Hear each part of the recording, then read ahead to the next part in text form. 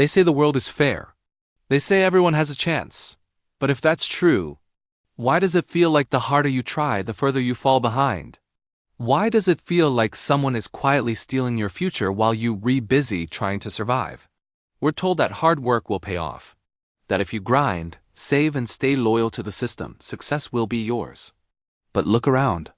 The people working the hardest are not the ones rising to the top. The American dream wasn't lost. It was taken. Because in the shadows, the rules were rewritten, not for you, not for me, but for the elite who wanted more and designed a system to take it. In 1980, the richest 1% owned just 7% of the nation's wealth. Today, they own 32%. Not because they suddenly became 4x more talented, not because they worked 4x harder, but because the game was rigged in their favor. Every policy, every loophole, every economic adjustment, it all served one purpose: push wealth upward. And once you understand how this machine operates, you realize this was never an accident. It's a blueprint. A wealth extraction machine. And we are the fuel that keeps it running. So let's begin with the core mechanism that makes the rich richer: asset inflation versus wage stagnation. When Nixon disconnected the dollar from gold back in 1971, something irreversible happened. The government unlocked unlimited money printing, trillions created from thin air. But none of that new money went into your paycheck. It went into their system, their assets, their pockets. Stocks went up. Bonds went up. Real estate went up. Everything the wealthy already owned multiplied in value. If you owned a home in the 80s, you won big. If you owned stocks or investment properties, you became rich without lifting a finger. But if all you had was labor, if all you had was your time to sell, then you got left behind, because wages barely moved. From 1980 to 2019, worker productivity soared by 70%. Corporate profits exploded by over 400%, and your real wages? Up only about 10%. You're creating more, but being paid nearly the same. So where did the rest go? Straight upward, into the hands of shareholders, executives, the elite. In 1980, an average CEO made 40x the average worker. Today, they make more than 350x, not because CEOs suddenly became gods, but because they rewrote compensation to be based on stock, and stocks skyrocketed. Meanwhile, the workers, the ones who actually build the products and drive the company, still earn wages, and wages lose to assets every single time. This is not a glitch. This is strategy. Now let's expose the next part of the trap. Access to credit, because this is where the divide becomes devastating. Rich people borrow at 3%, poor people borrow at 23%. That single difference creates generational wealth on one side, and never-ending poverty on the other. If you're wealthy, your assets become your power. You walk into a bank and they practically hand you money. Cheap loans, low interest, huge leverage. Take out a mortgage at 3% and buy rental properties. Use a business loan at 4% and expand your empire. Borrow against your stock portfolio at 2% and buy even more assets. Because as long as those assets grow faster than your interest rate, you profit just by borrowing. This is how the rich use debt to get richer. But if you're poor, debt becomes a weapon pointed straight at your future.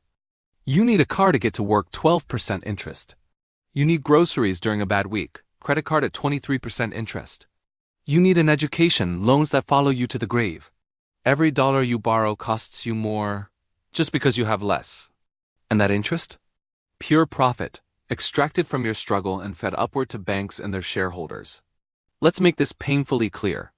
A wealthy investor borrows $1 million at 3% to buy an appreciating property. Their yearly interest cost? $30,000. But the property rises 5% a year. That's $50,000. They make $20,000 without doing anything.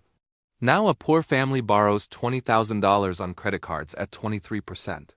Their yearly interest cost? $4,600. And what did they buy? Groceries, repairs, bills, things that disappear the moment they're used. So while the rich are paid to borrow, the poor are punished for trying to survive. This is the interest rate trap. A silent, mathematical noose designed to squeeze the bottom harder each year. And now we reach the third mechanism, the one that makes the theft legal. Taxes. Because the tax code isn't broken. It works exactly as intended. If you work for a living, you pay up to 30% of your income in taxes. You get taxed on every hour, every sweat, every effort. But if you're rich, your money doesn't come from labor. It comes from investments, taxed at only 20%. And the ultra-wealthy? They found a way to pay nothing at all. It's called buy, borrow, die. Here's how it works. You own stocks worth $100 million.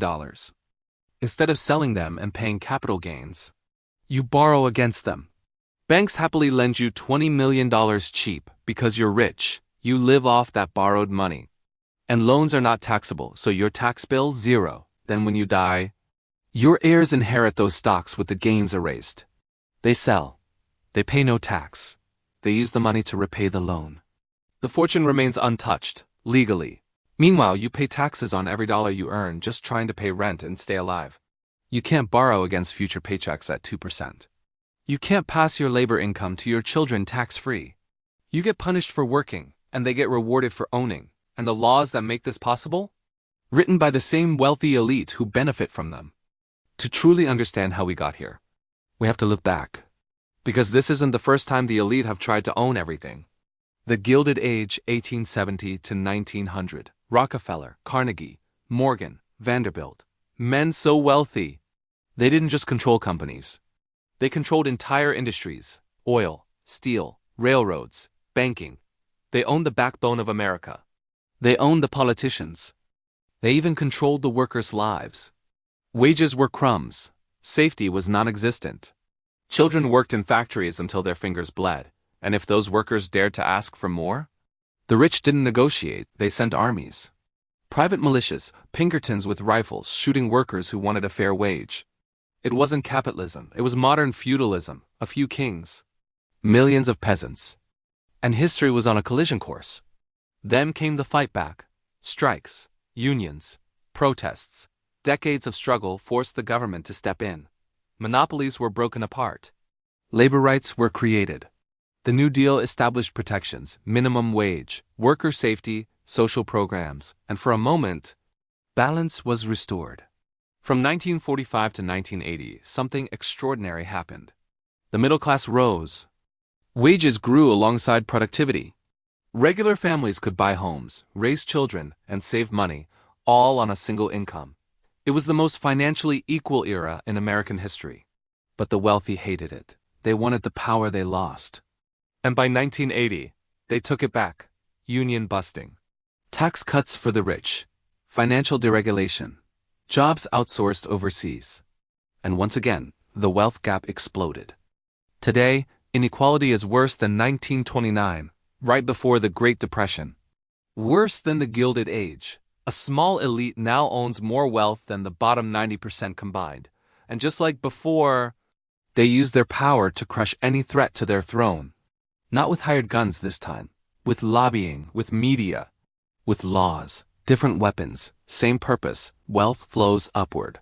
And everyone else falls behind. Every crisis you've lived through was a payday for the rich. Because when the world falls apart, their power grows. Let's rewind to 2008. Wall Street gambled with the housing market, fraud, predatory loans, toxic financial products. Their recklessness wiped out $19 trillion of household wealth. Millions lost their jobs. Millions lost their homes. Entire neighborhoods were bulldozed into nothing. Families who spent lifetimes building stability gone overnight. So what happened to the bankers who caused it? They didn't lose anything. They got bailed out with your money. Trillions printed, handed to the same institutions that lit the fuse. And what did they do with that money? They bought the very homes that families were forced to abandon. BlackRock, private equity firms, hedge funds. They spent billions buying properties at pennies on the dollar. And now? Those families rent their old homes from the corporations that took them. The 2008 crash wasn't a tragedy for Wall Street. It was a shopping spree. The largest upward transfer of wealth in American history. Until 2020, the pandemic hit. The world froze. Businesses shut down. Workers were laid off. People lined up for food. And the government printed over $6 trillion to save the economy. You got a $1,200 check. If you were lucky. But the wealthy? They got everything else. The stock market crashed in March 2020. By June, it had fully recovered. By the end of the year, it hit all-time highs. Why?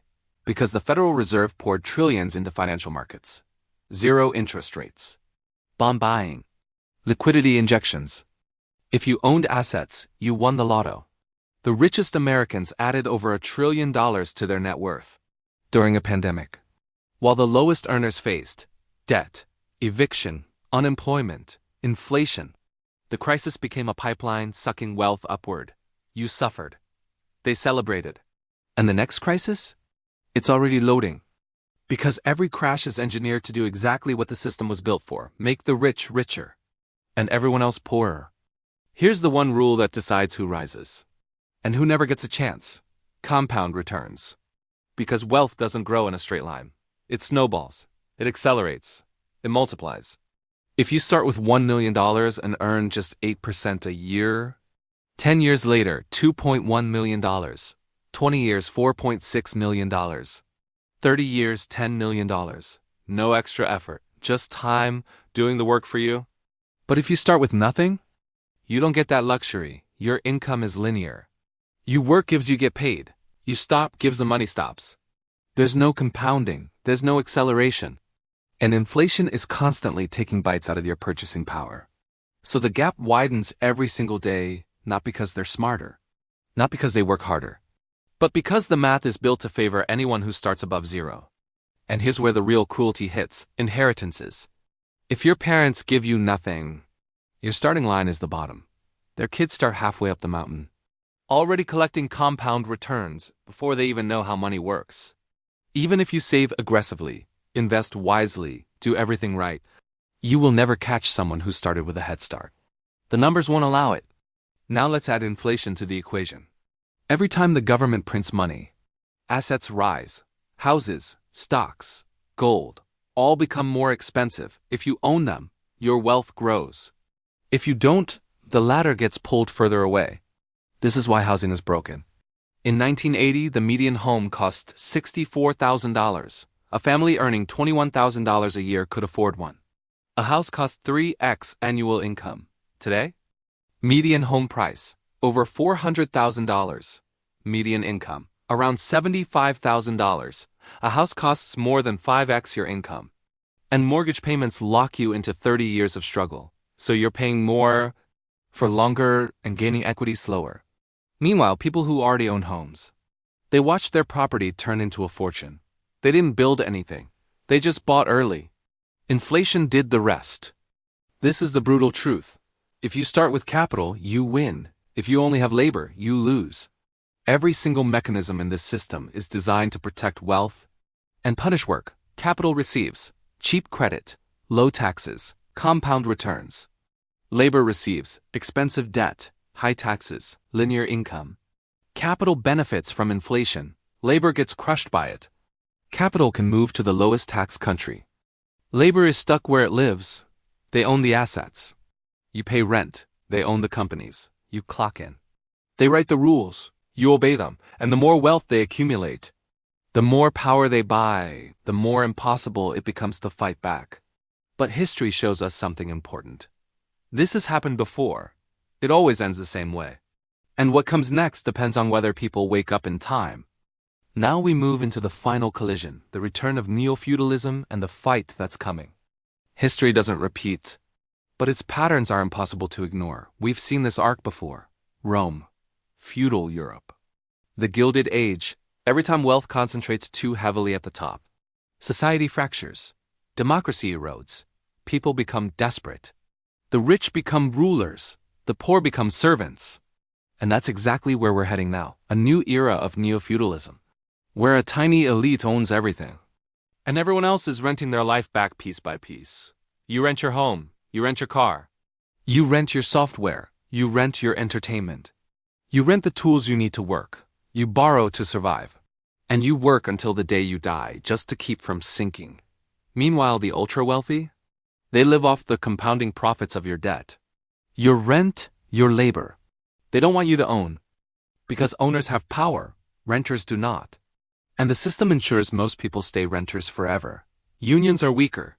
Taxes on the rich keep dropping. Wages are stuck. Housing affordability is collapsing. The middle class, once the backbone of society, is fading into a memory. If nothing changes, we are headed into a world where the majority will own nothing. Not because they chose to, but because the system has taken every other option away, unless people wake up, unless people fight back. But here's the harsh truth the elite understand. A population buried in bills, crushed by debt, barely getting by, doesn't have time to revolt. When you're exhausted just trying to survive, you can't organize, you can't resist, you can't fight the empire that is bleeding you dry, and that's exactly how they want it. Keep the people divided. Keep them desperate. Keep them distracted. Because as long as we're busy fighting each other over scraps, we won't see the hands taking everything else. Every piece of this system, credit, taxes, inflation, crisis, it all extracts from the bottom and delivers to the top. This isn't a malfunction. It's the blueprint. The rich get richer because the system is designed to make it so. The poor get poorer because the system feeds on their struggle. And unless you learn the rules, you will always be a pawn in a game rigged against you. Now we enter the conclusion, the wake-up call. So what do you do when the game is rigged from the start? You stop pretending that hard work is enough, because you cannot outwork a system designed to extract your labor and funnel the wealth upward. If you want a fighting chance, you must change how you play. First, you must own assets. Not tomorrow. Not someday. Today. Because assets grow. Wages don't, if you only rely on your paycheck. You will always be chasing what rises faster than you can earn. Second, avoid expensive debt at all costs. Debt designed for poor people is a trap with teeth. It keeps you stuck. It keeps you paying. It keeps you working for someone else's benefit. Cheap debt builds wealth. Expensive debt destroys it. Third, learn the tax rules or get someone who knows them. Because the rich play a different game, with different rules, and they use every single one. If you ignore the tax code, you're giving away power you never had enough of. Fourth, prepare for crisis.